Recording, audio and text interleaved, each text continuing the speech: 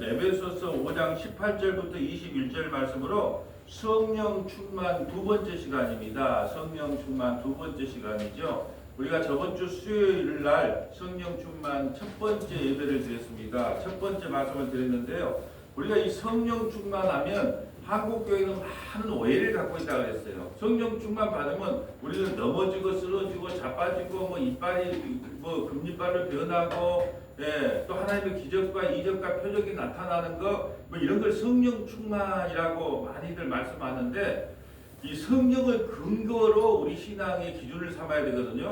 그래서 성경을 근거로 성경을 찾아보니까 성령 충만이라는 건 그런 것이 아니고 우리 저번 주에 성령 충만의 오해에 대해서 좀 말씀을 나눴잖아요. 그래서 성령 충만은 뭐냐면 그리스도로 충만하는 거. 그리스도가 뭐예요? 예수 그리스도 메시아, 우리의 구원자가 메시아가 바로 그리스도거든요. 그리스도로 충만한 것, 또 말씀으로 충만한 것, 진리로 충만한 것, 또 믿음을 증거하는 것, 복음을 가지고 세상에 나가 예수 믿지 않는 사람이 복음을 증거하는 삶을 무슨 삶이다? 성령 충만의 삶이다. 우리가 생각하고 있는 한국교회가 생각하고 있는 성령 충만은 하고 정말로 우리가 지금 말씀을 통해서 배우는 성령 충만이 너무나 차이가 많이 난다는 것이죠. 그래서 내일 전남 동부 극동방송 말씀의 처방전 9시부터 10시까지 하는데 과연 성령 충만은 무엇인가라는 제목으로 이제 말씀을 증거합니다. 그래서 많은 한국교회가 잘못된 성령론을 갖고 있기 때문에 그거에 대해서 바르게 이제 증거하려고 말씀 처방전을 진행합니다. 그래서 많이 좀 기도해 주시고 응원해 주시면 감사하겠습니다. 오늘 에베소서 5장 18절 말씀을 가지고 한 4번에 걸쳐서, 왜냐하면 이제 다시 에베소서를 따로 강의하기는 어렵겠다. 그래서 좀 세심하게 나가고 있거든요. 그래서 이 18절 가지고 지금 한 4번 정도 할 생각입니다. 그만큼 성령 충만에 대한 오해가 많다는 것이죠. 자, 에베소서 5장 18절에 술 취하지 말라. 술 취하지 말라는 것은 단순하게 입세주 참이슬 먹지 말란 말이 아니고 세상에 취하고 살지 말라는 거예요. 이 세상이 전부인 양 살지 말라는 거예요. 다른 말로 바벨론, 바벨론 하라는 거예요. 이 세상에 취해 살지 말라는 것이 술 취하지 말라는 거예요. 이는 방탕한 것이 오직 성령으로 충만함을 받으라. 성령 충만함을 받으라는 게 과연 무슨 의미인지 이제 말씀을 통해서 오늘 두 번째 시간을 한번 갖고자 합니다. 먼저 로마서 8장 14절부터 25절 한번 가볼까요?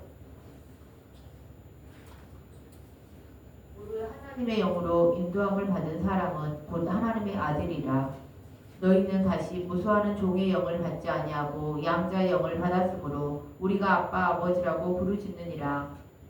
성령이 친히 우리의 영과 더불어 우리가 하나님의 자녀인 것을 증언하시나니 자녀이면 또한 상속자 곧 하나님의 상속자요 그리스도와 함께한 상속자니 우리가 그와 함께 영광을 받기 위하여 고난도 함께 받아야 할 것이니라. 아멘. 자, 이걸 알게 된다는 거예요. 자, 성령이 우리에게 임하면 어떻게 하느냐? 우리가 그와 함께 영광을 받기 위하여 고난도 함께 받아야 되는구나라는 것을 깨닫게 된다는 거예요. 뭐가 임하면? 성령이 임하면 우리가 그와 함께 영광을 받기 위해서 천국 말을 하려면 이 땅에서 그리스도 예수와 함께 십자가를 지면서 고난을 받아야 되는 게 마땅하구나 이렇게 알게 된다는 거예요. 성령이 임하면 우리가 그와 함께 영광을 받기 위하여 고난도 함께 받아요. 성령 충만이라고 하는 것은 고난 충만이거든요. 성령으로 충만한 사람은 고난이 충만할 수밖에 없어요. 나중에 찾아보겠지만 스테반이 고난이 얼마나 충만했냐. 돌에 맞아 죽을 만큼 고난이 충만했어요. 무슨 말이냐? 내가 하나님의 말씀대로 살고 하나님 뜻 가운데 거하면 세상과 맞지가 않는 거거든요. 그러다 보니까 고난과 환난이 많을 수밖에 없어요. 성령이 충만하면 충만할수록 우리가 이 땅에 살아가는 삶의 모습이 뭐냐? 고난도 함께 받아야 하는 삶으로 인식되어 간다는 거죠. 18절입니다.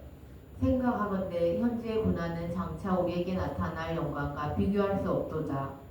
피조물이 고대하는 바는 하나님의 아들들이 나타나는 것이니 피조물이 허무한 데 굴복하는 것은 자기 뜻이 아니요 오직 굴복하게 하시는 이로 말미암음이라. 그 바라는 것은 피조물도 썩어짐의 종노릇한 데서 해방되어 하나님의 자녀들의 영광의 자유에 이르는 것이니라. 피조물이 다 이제까지 함께 탄식하며 함께 고통을 겪고 있는 것을 우리가 아느니라. 아멘. 자, 성령을 받아서 성령이 충만하면 할수록 어떤 삶을 살아가냐? 이제까지 함께 탄식하며 함께 고통을 겪고 있는 것을 우리가 알아. 이 세상을 보고 탄식한다는 거예요. 야, 참 세상 살기 좋다. 우리 아침 설교했잖아요. 참 세상 살기 좋다. 아, 세상이 왜 이렇게 살기 좋게 발전을 하지? 그러면서 세상이 너무 좋아 보이는 게 아니라 이 세상을 보면서 탄식하게 되는 거예요. 왜 사람이 가면 갈수록 죄가 이렇게 완악하고 악해지는 건가? 여러분 보면 우리가 요즘 영화 나오는 거다 넷플릭스에 영화 제작되는 거 한번 봐보세요. 옛날하고 상상하지 못할 만큼 죄가 잔혹해져요. 사람이 사람의 목숨을 파리 목숨으로 여길 만큼 잔혹해지는. 그래서 이 세상을 바라보면 성령이 충만하면 충만할수록 이 세상을 보면서 탄식하는 마음이 드는 거예요. 어찌하오리까 어찌하오. 그런데 예수님처럼 예수님이 예루살렘을 보면서 예루살렘아 예루살렘하고 탄식하고 우셨어요. 또 죽은 나사로가 죽은 걸 보고 죄와 사망에 사로잡혀 있는 인간들을 바라보며 우셨다니까요. 그러니까 성령 충만한 모습이 뭐냐면 탄식하는 모습이에요. 어찌할꼬 어찌할꼬. 네, 저도 이 한국 교회를 보면서 안타깝고 참 아쉬운 마음이 드는 게 뭐냐면 교회가 커지면 커질수록 설교를 보면 윤리도덕적인 설교예요. 다 윤리도덕적인 설교를 못 벗어나는 거예요. 복음을 전해야 되는데 예수 그리스도를 증거해야 되는데 예수 그리스도는 언제가 되는 거 우리가 어떻게 살아야 되는 자꾸 삶의 방향성만 이야기를 해주는 거예요. 이렇게 살아야 됩니다. 저렇게 살아야 됩니다. 이렇게 살아야 됩니다. 이 성경은요. 예수 그리스도를 증거하는 책이고 하나님의 말씀을 대언한다는 것은 예수를 자랑하는 거거든요. 예수를 증언하는 거거든요. 그런데 다 보면 설교가 거의가 윤리도 예수님 이야기 잠깐 하고 전부 이렇게 삽시다 저렇게 삽시다. 근데 더 안타까운 건 뭐냐면 그게 복음인 줄 알고 있더라고. 신앙생활과 복음을 구별을 못해요. 아, 저 지금 목사님이 신앙생활에 대해서 설교를 하고 계시구나. 우리가 신앙생활 해갖고는 구원을 못 받아요. 천국 못 간다니까요. 신앙생활 이야기 백날 들어갖고는. 예, 기도 많이 합시다. 주일 성도 잘합시다. 예, 우리가 말씀 열심히 읽읍시다. 전도 많이 합시다. 선교 갑시다.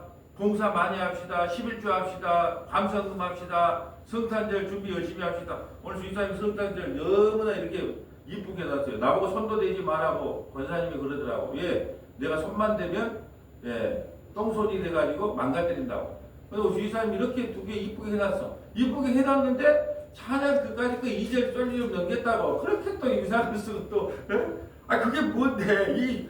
이 잘해놓은 것은 언제가 내었고. 그래도 주의사님 인생에 탄식이 나올 수밖에 없어. 내가 남들보다 1시간 나와갖고 이렇게 해놨는데 왜 칭찬은 안 하고 맨날 좀 잘못한 거 있으면 이렇게 째려보고 그렇게 나를 구박하냐. 그러니까 주의사님이 탄식이 나오는 것은 이 세상에 미련 갖지 말으라고.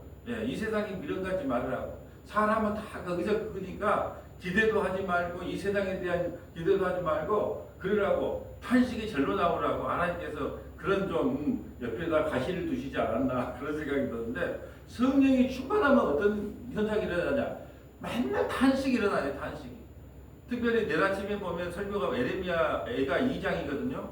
자녀들이 말씀 안으로 돌아오지 못하고 자녀들이 믿음 생활을 못하면 탄식을 해야 된다는 거예요. 그 탄식. 그러니까 어찌할 거고 우리 자녀들 어찌할 거. 특별히 저는 진짜 한국 교회를 바라보고 또 한국 교회를 섬기는 장로님들 안수입단들을 바라보고 야 정말로 말씀을 좀 말씀 안으로 들어오고 말씀으로 좀 무장이 됐으면 좋겠는데 그냥 신앙에 연조만 있어요. 연조만. 신앙에 연조만 있고 그냥 말씀은 별로 없어. 그래 그게 안타까운 거예요. 그러니까 모든 문제가 교회 안에 문제가 생기면 뭘로 풀어야 돼요? 기록된 하나님의 말씀으로 풀어야 되는데 다 정륜으로 풀라 그래요. 자기가 해봤던 노하우로 풀라 그런다니까요. 그런 모습을 봐도 탄식이 나와. 여기 가면 여기 가도 탄식이 나오고 방송국 가봐도 방송 보면은 이제 유치원 수준 그 문제를 내도 문제를 내다 뭘 하나 정말 단단한 음식은 언제 먹는단 말인가. 우리가 단단한 음식을 한번 좀 먹여보고 싶어. 저도 단단한 음식을 아예 그냥 이빨이 치아가 그냥 뿔나질 정도로 단단한 음식을 먹이고 싶은데 단단한 음식을 못 먹는데 자꾸 목사님 단단한 음식을 못 먹어요. 목사님은 가르쳐준 거 일이 많은데요. 받는 사람은 조그맣기 때문에 그거 말하면 못 알아먹어요. 맨날 그런 이야기야, 그런 이야기. 이게 그걸 보고도 탄식이 나와. 설교도 어떨 때는 막 한 3시간, 4시간 하고 싶어. 예. 딱 한 번, 일주일에 한 번 설교를 해도 3시간, 4시간, 창세기부터 요한계시록까지 연관구절 해가면서 다 1시간. 딱 한 번, 주일날 한 번 설교를 드리고 싶다니까요. 나중에는 그렇게 하고 싶어. 1189장이 다 마무리되면요. 한 3시간. 그리고 3시간 나는 설교 못 듣겠는데요. 그러면 이제 어떻게 해요? 바쁘면 빨리 일어나고 가고 해야 돼요. 이게 어떨 때는 참 탄식이 나오는 것은 말씀을 못 알아듣는 것에 대한 탄식이 나오더라고. 그래서 하나님 귀를 열어주시고 눈을 열어주셔서 말씀을 좀 알아먹게 해달라고 탄식이 나오는 거예요. 성령 충만한 사람은 항상 뭐가 나온다? 한숨 아니에요? 아휴, 하나 한숨하고 틀린 거예요? 한숨은 뭐예요? 아휴, 장가도 못 가고, 아휴, 그거는 보면 그건 한숨이라고 탄식 아니에요? 한숨과 탄식을 구분해야 돼요. 한숨은 하나님께 영광이 안 돼요. 근데 이 세상을 바라보고 탄식하는 것은 하나님의 기쁨이 되는 거예요. 23절. 그뿐 아니라 또한 우리 곧 성령의 처음 익은 열매를 받은 우리까지도 속으로 탄식하여 양자될 것 곧 우리 몸의 속량을 기다리느니라. 하도 우리 몸이 죄를 많이 지니까 우리가 탄식하면서 속량을 기다려요.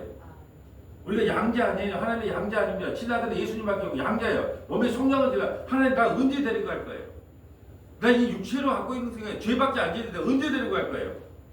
언제 데려갑니까? 그러면 탄식하는 거예요. 탄식하는 거. 정말로 내가 하나님 나를 언제 성량시켜줄 거예요? 내가 언제 구원시켜줄 거예요? 내가 언제 하나님 나라를 데리고 갈 거예요? 육체로 살아가니까 맨날 지는 것이 눈만 뜨고 눈 감을 때까지 죄밖에 안 지는데 나 어떻게 합니까? 하고 몸의 속량을 기다리는 탄식이 나온다는 거예요. 24절. 우리가 소망으로 구원을 얻었음에 보이는 소망이 아니니 보는 것을 누가 바라리요? 만일 우리가 보지 못하는 것을 바라면 참음으로 기다릴지니라. 아멘. 자, 성령 충만을 받게 되면 이 세상이 살기 좋다. 이 세상 좀 오래 살았으면 좋겠다. 한 120살까지만 살았으면 좋겠다. 그게 아니라 이 세상을 보면서 막 탄식이 나오는 거예요. 어찌할꼬. 정말 어찌할꼬. 우리 서문학교 어떻게 할꼬. 우리 믿음의 성도들 어떻게 할꼬. 우리 자녀들 어떻게 할꼬. 한국교회 어떻게 할꼬. 전남 동부 극동방도 어떻게 할꼬. 우리 대한민국 어떻게 할꼬. 그 탄식이 나오는 거예요.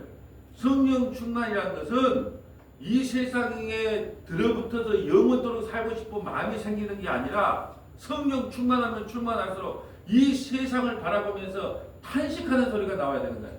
에레미야 애가를 배우고 있잖아요. 지금 아침마다 에레미야 애가를 보면 이 세상을 보면서 슬픈 노래를 불러야 돼요. 야 기분 좋다. 아니요. 슬픈 노래가 나와야 된다. 이 세상을 바라보면. 이것을 무슨 충만? 성령 충만이라고 하는 거예요. 이 세상을 보고 탄식하는 게 성령 충만이에요. 이거 완전히 우리가 생각하는 거하고 다르다는 거죠.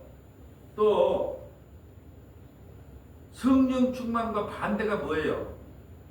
악신 충만이에요. 악령 충만이에요. 악령 충만인가 성령 충만인가 어떻게 구분하냐? 악령 충만은요. 진리 가운데로 우리를 인도하지 못하게 막아요. 진리가 누구예요? 예수님께로 못 가게 막는다니까요. 한번 보세요. 데살로니가후서 2장 9절을 볼까요?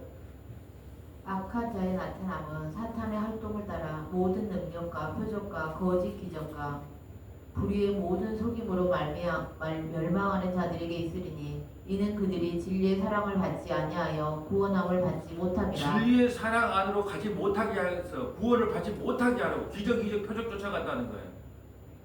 여러분 제가 그래서 내일 우리가 꼭 이렇게 기적 좋아하는 사람한테 세 구절을 기본적으로 알아야 된다 그랬어요. 세 구절.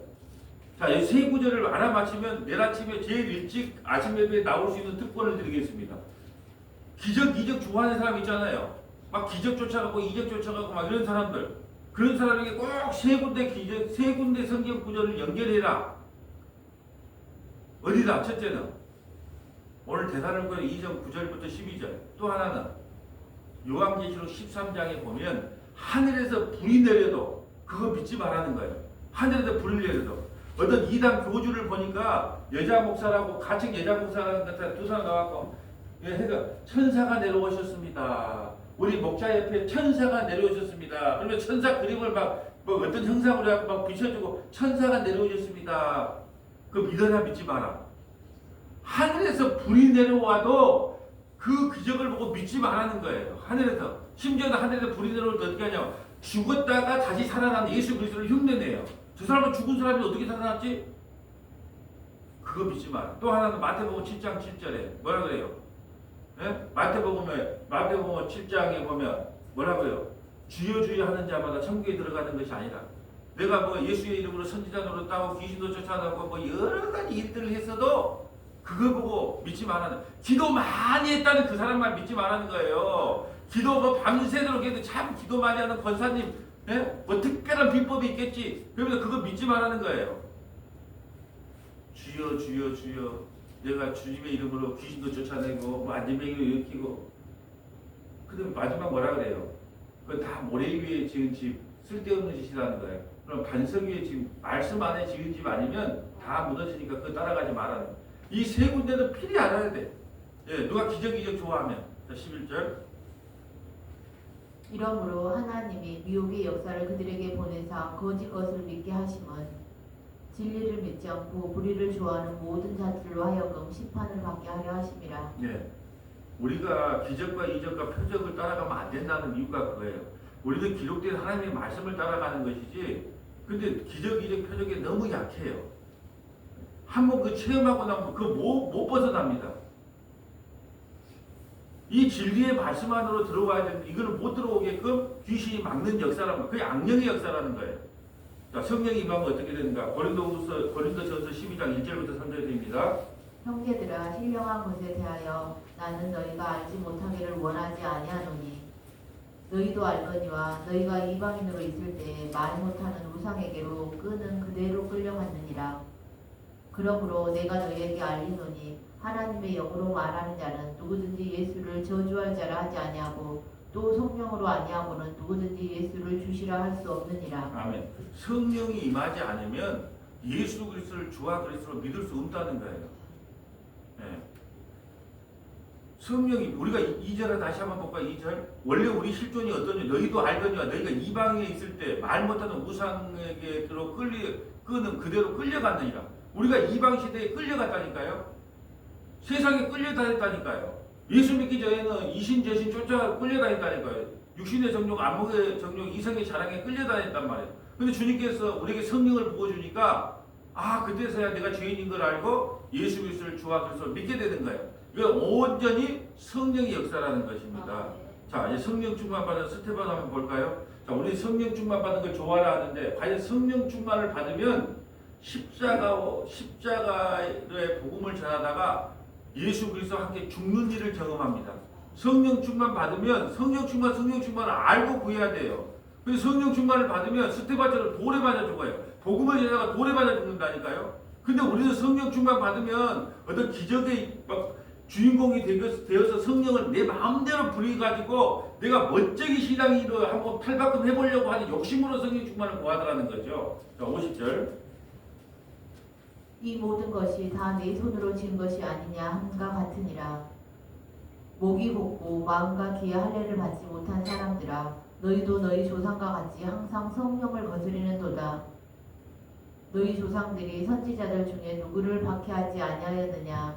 의인이 오시리라 예고한 자들을 그들이 죽였고 이제 너희는 그 의인을 잡아준 자요 살인한 자가 되나니 너희는 천사가 전한 율법을 받고도 지키지 아니하였도다 하니라. 그들이 이 말을 듣고 마음에 찔려 그를 향하여 이를 갈거늘 스데반이 성령 충만하여 하늘을 우러러 주목하여 하나님의 영광과 및 예수께서 하나님 우편에 서신 것을 보고. 아멘. 사도행전 7장 55절에 스테반이 성령 충만하여. 자, 성령 충만의 역사가 일어나면 두 가지 역사가 일어납니다. 복음을 전하다가 십자가에 매달려 죽습니다. 돌에 맞아 죽습니다. 복음을 증거하다가 순교를 당해요. 성령 충만을 받으면. 또 하나는 성령 충만을 받은 사람은 자기를 향해 돌로 치는 사람을 용서하는 믿음의 자리까지 가게 되는 거예요. 스테반이 성령 충만했어요. 성령 충만에서 두 가지 역사가 일어났어요. 첫째는 뭐냐? 돌에 맞아 죽습니다. 뭘 전하다가? 복음을 전하다가. 이게 성령 충만이에요. 또 하나는 돌을 들고 치던 그들을 향해서 용서를 구하는 거예요. 무엇 받은 사람은? 성령 충만 받은 사람은 어떤 죄도 나보다 남을 낮게 여기는 그 자리까지 가서 그들을 용서하게 된다니까요. 자, 이 성령 충만 받은 스테반 한번 보고 갑니다. 말하되 보라 하늘이 열리고 인자가 하나님 우편에 서신 것을 보노라 한대 그들이 큰 소리를 지르며 길을 막고 일제히 그에게 달려들어 성 밖으로 내치고 돌로 칠세 증인들이 옷을 벗어 사울이라 하는 청년의 발 앞에 두니라. 이건 바울 이야기예요. 바울 이야기입니다. 59절. 그들이 돌로 스데반을 치니 스데반이 부르짖어 이르되 주 예수여 내 영혼을 받으시옵소서 하고 무릎을 꿇고 크게 불러 이르되 주여 이 죄를 그들에게 돌리지 마옵소서 이 말을 하고 자니라. 아멘. 자, 반드시 성경은 이렇게 스테반이 성령 충만하여. 그러니까 성경을 좀 자세히 읽어보면 성령 충만하면 어떤 일을 당하는 줄 알아요. 기적이적 표적이 아니다니까요. 성령이 충만하면 복음을 전하게 돼요. 우리가 우리 저번 주에 했던 그 수요일에 복음을 증인이 된다 그래요. 복음을 증거하게 됩니다. 성령을 충만하면. 복음을 증거하다가 무슨 일을 당한다? 돌에 맞아 죽어요. 돌에 맞아 죽는 일을 한다니까요. 또 하나, 비록 자기가 돌에 맞아 죽어도 돌을 치는 사람을 향해 용서를 구하는 거예요. 이게 성령 충만의 삶이거든요. 우리가 생각했던 성령 충만하고는 완전히 차원이 틀린 거예요. 이 성경에서 성령 충만만 찾아봐도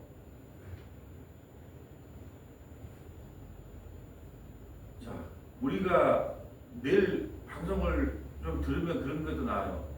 성령 충만을 받으면 복음을 증거한다 그래요. 그리고 베드로 사도행전 2장에 보면 베드로가 성령 충만을 받고 나서 너희가 십자가에 못 박은 예수를 주와 그리스도가 되겠다. 성령 충만 받은 사람은 다 예수만 증거하다가 고난을 받고 순교를 해요. 그래서 제가 그래요. 여러분이 이걸 알면서도 성령 충만을 구하시겠습니까?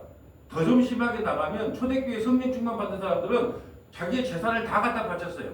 네 것 내 것이 없었어요. 그런데도 여러분은 성령 충만을 구하겠습니까? 아니, 당연히 구해야 되죠. 근데 뭔 줄 알고 구해야 되죠. 넘어지고 자빠지고 쓰러지고. 저는 성령 충만이 뭔 줄 알고 나니까 내 입으로 성령 충만을 구하기가 참 어려워지더라고. 이게 성령 충만이구나. 우리가 성령 충만을 잘 모르니까 그냥 무조건 성령 충만 이야기하는데 성령 충만이라고 하는 것은 예수 그리스도의 복음을 전하다가 이 스테반처럼 돌에 맞아 죽는 거예요. 죽으면서까지 남을 용서하고 죽는 게 성령 충만이에요. 자, 또 볼까요? 에베소 2장 18절 볼까요?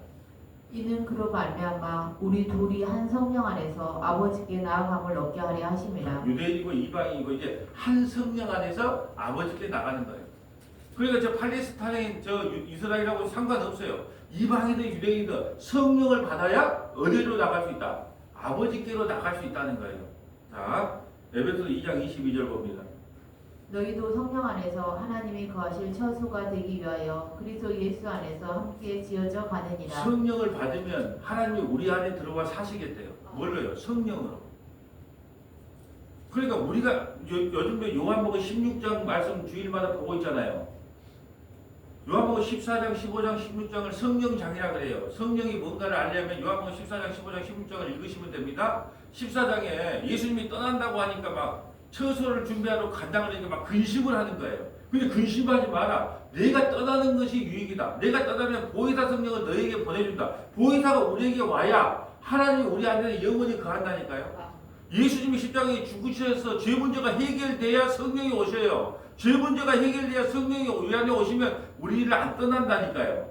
구약의 성령은 떠나요. 왜요? 죄 문제가 완전히 해결되지 않기 때문에 머리 위에 머문다 그래요. 사역적 의미로 떠나기도 했다가 들어오기도 했단 말이에요. 신학 시대는 예수님이 죄 문제를 다 했기 때문에 한 번 성령이 임하면 안 떠난다니까요. 그래서 성령이 옷이 없어서 성령이 가시 없어서 이런 말은 신학의 신자도 모르고 성경의 성자도 모르는 거, 시옷자도 모르는 거예요. 성령이 오라 간다고 가라 간다고 가는 사람이 아니다니까요. 너희도 성령에서 하나님의 거하실 처소가 되기 위해서 그리스도 예수 안에서 함께 지어져가. 우리가 예수님의 처소예요. 여러분, 우리가 안에 성령이 여러분, 그런데도 아직까지 예배당 건물을 짓고 성전 건축한다고 말하는 교인들이 얼마나 많습니까? 아직도 예배당을 건축하면서 아직도 성전 건축이다. 그것도 장로님이, 예?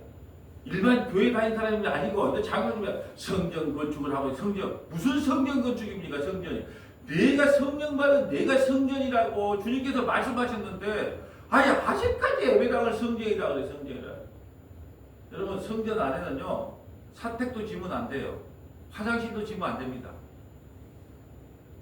근데 뭐 화장실도 있어 편의시설도 있어 무슨 성전 안에 와서 커피도 마시고 똥도 싸고 밥도 먹고 잠도 자고 그게 무슨 성전이겠어요. 근데 사람들이 아직도 그런 개념을 몰라. 그게 얼마나 가르쳐야 될 게 많은지 몰라요. 그래서 제가 이 성전은 예배, 기도가 많이 쌓인 곳이다 그러면 저는 쳐다보지도 않아요 그냥.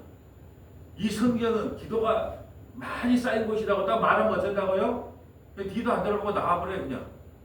왜? 성경이 일도 모르기 때문에 말을 해도 못 알아듣고 이 성전에 기도가 많이 아니 기도가 많이 어떻게 하면 기도가 쌓여요? 기도가 눈에 보입니까? 아 기도가 뭐 쌓여? 그러면 여러분도 기도가 많이 쌓였다 그러면 이제 각자 생각을 해. 아 여기 모여서 기도 많이 했다는 곳이구나. 아 기도가 쌓이고 안 쌓이고 어디가 있어요? 하나님의 백성이 어떻게 기도하면 되는 것이고 그런 거지. 기도가 많이 쌓였다. 하여튼 이상한 용어, 성경에도 없는 용어. 기도의 양을 채워라. 네? 기도가 쌓였다. 아니 무슨 성경에 어디 기도가 쌓였다. 기도의 양을 채워. 아니 성경에도 없는 말을 갖다가 진리처럼 막 지금까지 하고 있는 나 목사 되기 가장 고마운 게 뭐냐면 옛날 목사 되기 전에는 그게 성경에 있는 줄 알았어요. 하도 그런 말을 많이 들어놓으니까. 목사가 되고 나서 기도의 양을 채워라. 기도의 양을 써. 아니 성경을 아무리 백날 뒤져봐도 양을 채우라는 말도 없고, 기도가 많이 쌓였다는 것도 없고. 우리가 이제 하나님의 전 성령이 되었다. 성령 받은 우리가 이제 성령이 되었다. 이 성경을 이왕 예수 믿으라면 좀 바르게 제대로 좀 알고 믿었으면 좋겠다는 마음뿐이에요. 자, 요한복음 19장 30절 볼까요? 예수께서 신포도주를 받으신 후에 이르시되 다 이루었다 하시고 머리를 숙이니 영원히 떠나가시니라. 자, 다 이루었다. 이 말씀이 믿어지는 것이 성령 충만이에요. 다 이루었다. 여러분 성경에서 예수님이 우리를 구원하는데 하나도 부족하지 않고 예수 그 십자가로 우리의 구원의 모든 조건을 다 이루었다. 그 예수 그리스도 안에 들어가면 영원한 생명이 우리에게 주어진다. 그게 이루어지는 거예요. 다 이루었다. 너희는 나를 믿기만 해라. 다 이루었다. 아무나 못 믿어요. 저는 이 성경 말씀 66권 1189장이요. 그냥 믿어라가 말한 게 아니고 그냥 믿어져요. 그냥 뭐 믿으라 말한 게 아니라 그냥 믿어져요. 어떤 말씀이 제일 좋은 줄 아세요? 하나님의 일은 하나님이 하신다는 게 제일 좋아요. 왜냐하면 나보고 하라 그러면 나는 할 자신이 없거든요. 근데 하나님의 약속을 하나님이 이루신다는 그 약속이 너무나 은혜가 되는 거예요. 여러분 다 이루었다. 이것은 아무나 고백하는 게 아니에요. 성령 받을 뿐 아니라 성령이 충만한 사람만이 나는 다 이루시라 합니다. 나는 오늘 죽어도 그 십자가 안에서 구원받은 하나님의 백성임을 나는 믿습니다. 그 믿어지는 것은 내 힘이 아니에요. 성령 충만함을 받으면 다 이뤘다. 여러분 머리를 숙이니 영원히 떠나간다. 여러분 우리가 드라마 보면 어떻게 해요? 죽은 사람은 어떻게 해요? 예? 머리를 숙이니 영원히 떠나가요. 영원히 떠나가면 고개를 탁 숙여요. 영원히 떠나가면 죽었네 그러고 고개를 톡 숙이잖아요. 근데 예수님은 죽음이 어떻게 감당이 안 되니까 머리를 숙여요. 머리를 숙이니 영원히 떠나갔다. 이 영원히 떠나가면서 그 영혼을 누구에게 넘겨준 줄 아세요? 우리에게 넘겨주고 간 거예요. 주님께서 영원히 떠나가시면서 그 영혼을 누구에게 넘겨줬다? 서머나 교회에 넘겨주고 가신 거예요. 넘겨주셨다는 거예요. 예수님이 죽고 그 영혼을 어디에게도 우리에게 넘겨주고 가신 거예요. 다 이루었다는 것이 이루어지는 것이 성령의 역사일 뿐 아니라 성령 충만의 역사가 아니라 이게 믿어져야지 날과 달과 절기 때문에 우리가 구속함을 받지 우리가 죄의 정죄함을 받지 않고 다 이뤘다는 걸 못 믿기 때문에 그렇게 괴롭고 힘든 거예요. 내가 뭘 해보려고 그러는 거고 힘쓰고 예쓰려고 그러고 예수 믿는 게 너무 피곤하고 다 이뤘다 그러면 아멘 하면 끝날 일을 그냥 힘쓰고 예수고 내가 해보려고. 여러분 예수는 믿음으로 받았죠. 여러분 이제 은혜로 믿음으로 이제 구원을 받았죠. 근데 우리가 가만히 있으면 되겠습니까? 그 받은 은혜가 너무 많은데 우리가 이대로 있으면 되겠습니까? 주님을 위해서 뭔가를 해야 되지 않겠습니까? 여러분 이 말이 막 좋게 들리죠. 이 말이 정답처럼 들리죠. 그 인간일이라니까요. 여러분 세상에서도 이렇게 도움을 받고 그러면 가만히 있습니까? 예? 옆에서 김치 한 조각이라도 받으면 계란 몇 개라도 넣어갖고 돌려줘야 되지 않습니까? 받은 은혜가 많으면 갚아야 되지 않겠습니까? 이런 말을 들으면 성도들은 맞아 나도 갚아야지. 이건 좋은 설교라고 보는 거예요. 나는 그렇게 하면 안 되고 무조건 예수님이 주신 걸 다 받아 먹어야 된다. 나는 이걸 말하는 거예요. 우리가 갚을 수 있는 게 아니다니까요. 그냥 예수님의 살과 피를 쩍쩍쩍쩍 빨아먹고 돌아다녀야지 우리가 뭘 갚으려고 하면 안 된다는 거예요. 근데 자꾸 갚으라 그래. 그럼 그걸 좋은 말씀으로 듣고 있어요. 여러분 개미가 인간에게 어떻게 은혜를 갚아요? 좀 이야기 좀 해봅시다. 개미가 사람에게 어떤 은혜를 갚아요? 우리 피조물이 창조주에게 어떤 은혜를 갚을까요? 그냥 죄인된 모습으로 나 같은 사람 구원해 주셔서 감사합니다 하고 그냥 주님께서 베풀어 주시는 은혜를 낼름낼름 받아 먹는 것을 하나님의 영광이라고 한단 말이에요. 이 설악산 꼴짝이에 옹달샘이 있어요. 너무 물이 맑고 너무 시원하고 여름에는 너무 시원하고 겨울에는 너무 따뜻한 물이 있어요. 근데 물이 절절절절 나와요. 그때 그 옹달샘에 대한 영광은 뭘까요? 겨울에 갔는데 다 보니까 목이 그냥 따뜻해. 정말 따뜻하다. 여름에 갔는데 야 시원하다. 이게 옹달샘에 대한 영광이에요. 근데 자기가 물이 좀 칼칼 나오게 해줘야 되겠다. 그래갖고 막 손으로 그걸 파제겠다고 생각해 봅시다. 꾸정물밖에 안 나옵니다. 더러운 물밖에 안 나온 거예요. 우리는요 주님께서 주신 그 옹달샘 물을 아이고 맛있다고 받아먹을 존재예요. 그게 다 이루었다는 거예요. 그걸 믿는 게 성령 충만이라니까요. 자, 예배서 3장 14절부터 19절. 이러므로 내가 하늘과 땅에 있는 각 족속에게 이름을 주신 아버지 앞에 무릎을 꿇고 비노니 그의 영광의 풍성함을 따라 그의 성령으로 말미암아 너희 속사람을 능력으로 강건하게 하시오며. 아멘. 너희 속사람을 능력으로 강건하게. 이게 성령 충만입니다. 속사람을 능력으로 강건하게. 속사람이 강해야 돼요. 여러분 어린아이는 유혹에 많이 당하잖아요. 미혹을 많이 당하잖아요. 아이야 초등학교 8살짜리 초등학교 1학년한테 아야 우리 저 차에 강아지가 많이 아픈데 나하고 같이 혼자 약 먹기가 너무 힘들어. 같이 가서 약 좀 먹여주면 안 될까? 예? 혹 따라가요. 요거 말고 우리 집에는 이보다 더 아픈 강아지가 하나 더 있어. 우리 그 강아지 좀 치료해주면 안 될까? 그러면 어떻게 한다? 혹 따라간다니까요. 왜요? 속사람이 강건치 않으니까, 연약하니까. 그러니까 성령 충만은 뭐냐면 속사람의 능력으로 강건해야 돼요. 그 말은 뭐냐면 어떤 말을 해도 시험에 안 든다는 거예요. 여러분 왜 교회 와서 시험 든 줄 아세요? 속사람이 연약하니까 시험이 드는 거예요. 속사람이 강건하면. 원래 목사라는 사람들은 다 저래. 장로도 원래 그래. 내가 목사 믿고 다니냐, 장로 믿고 다니냐, 권사 믿고 다니냐, 나 예수 믿고 살지. 이러면서 속사람이 강건하니까 시험 들 일이 없어.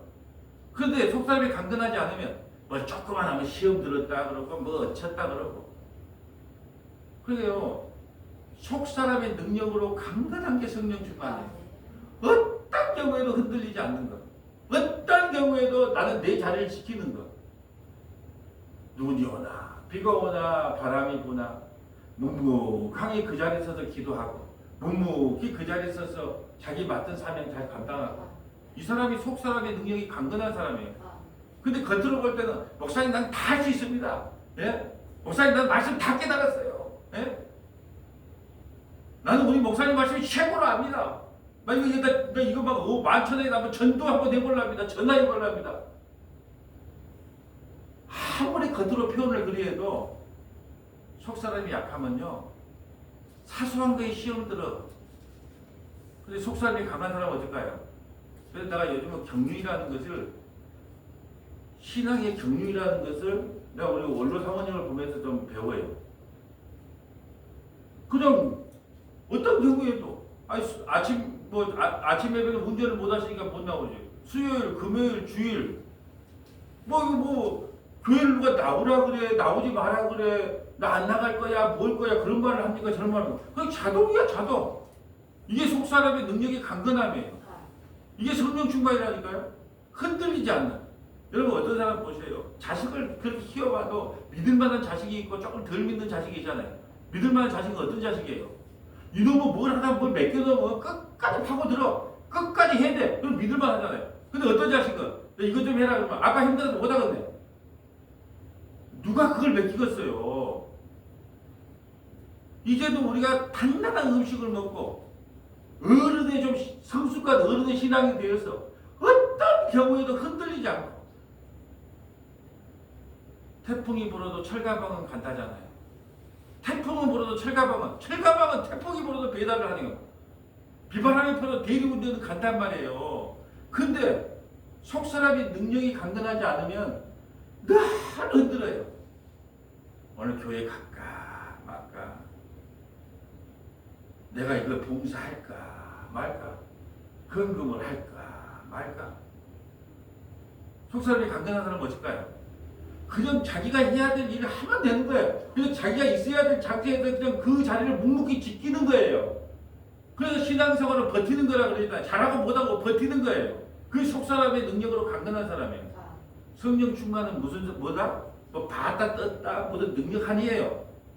속사람의 능력이 강건하여 흔들리지 않는 믿음을 갖고 있는 사람이에요. 어떤 경우에도 누가 뭐라 그래도, 어떤 사람에 대해서 여러분 신앙생활 공동체 하다 보면 앞장서서 일어나고 그러면 욕 안 먹겠어요? 다 칭찬받아요? 아니잖아요. 그럼 뭐라 그래요? 주님은 아십니다 하고 강건하게 가야지.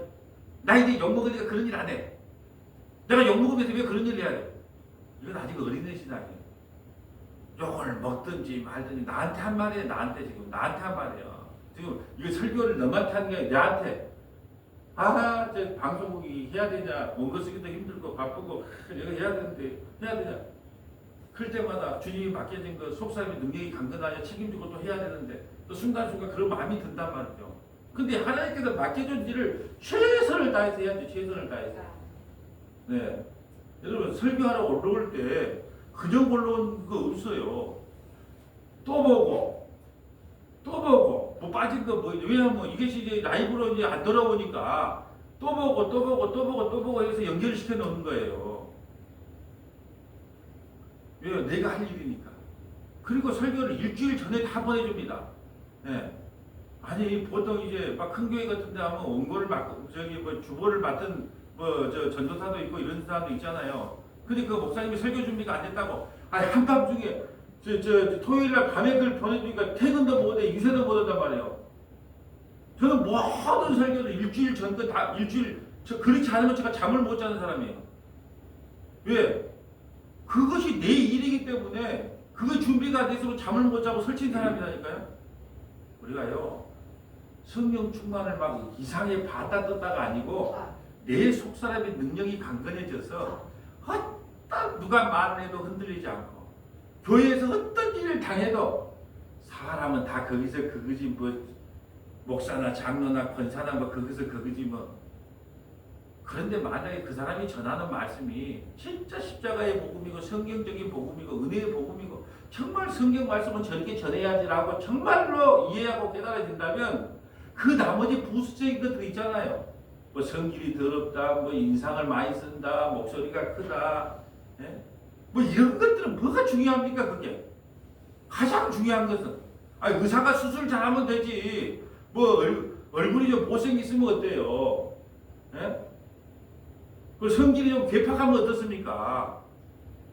의사가 수술만 잘하면 되는 거 아니에요. 수술을 잘하는 게 의사가 아니에요. 속사람의 능력으로 강건해지는 것이 무슨 충만? 성령 충만이에요. 성령 충만. 우리가 알고 있는 성령 충만하고 달라요. 17절. 믿음으로 말미암아 그리스도께서 너희 마음에 계시게 하시옵고 너희가 사랑 가운데서 뿌리가 박히고 터가 굳어져서 능히 모든 성도와 함께 지식에 넘치는 그리스도의 사랑을 알고 그 너비와 길이와 높이와 깊이가 어떠함을 깨달아 하나님의 모든 충만하신 것으로 너희에게 충만하게 하시기를 구하노라. 아멘. 자, 성령 충만의 또 다른 게 뭐냐면 십자가의 너비, 길이, 높이, 깊이가 어떠함을 깨달아 하나님의 모든 충만한 것으로 너에게 충만하기를 간구하는 거예요. 여러분 사도 바울이 알았던 십자가와 저가 알았던 십자가는요 얼마나 갭이 많겠어요.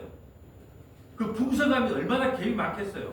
그러니까 성령 충만하는 거 뭐냐? 십자가의 너비, 길이, 높이, 깊이가 무엇인지를 날마다 깨닫는 게 성령 충만이에요. 그러려면 말씀을 공부해야 되죠. 말씀을 들어야죠. 십자가가 여러분 기독교라고 하는 것은 예수 그리스도가 기독교거든요. 그럼 기독교의 핵심 십자가잖아요. 근데 십자가를 몰라. 십자가는 로마의 사형틀이지 뭐 그거에 예수님이 십자가에 죽으시고 부활했지 뭐 그 정도 수준밖에도 모른다는 거죠. 근데 성령 충만함을 받으면요 그 십자가의 너비와 길이와 높이와 깊이가 어떠한지를 날마다 알고 싶은 거예요. 그래서 어떤 분들은 말씀을 들어도 또 듣고 또 보고 또 읽고 하는 거예요. 왜요? 하나 깨달으면 그렇게 좋대요. 하나 알고 나면 그렇게 좋대요. 여러분 이게 성령 충만한 역사예요. 하나님의 말씀을 몰랐던 걸 깨닫잖아요. 아, 이 말씀이 이 말씀이었네. 저도 레이기를 읽다가 문둥병을 보면서 은혜를 받은 거죠. 문둥병이 일부가 문둥병이 들면 부정하지 마. 머리부터 발끝까지 전체가 문둥병이 들면 정하다 깨끗하다. 아, 이게 무슨 뜻일까? 하나님 머리부터 발끝까지 넌 전적인 죄인입니다. 그렇게 고백하는 사람은 네 의롭다. 그 바리새인과 서기관처럼 나는요 그래도 일부는 좀 깨끗한 게 있죠. 그런 사람은 부정하다는 거예요. 아, 이게 그런 말씀이구나. 또 우리 아사셀 할 때 낭떠러지 아사셀 염소를 광야 낭떠러지 때 밀어버린단 말이죠. 근데 예수님을 설교하는 도중에 예수님을 밀어버리려다. 근데 안식일이기 때문에 그 걸음만큼 못 가. 낭떠러지를 밀어버리려고 실제로 아사셀 염소가 된 사건을 발견하면서 난 또 은혜를 받았어요.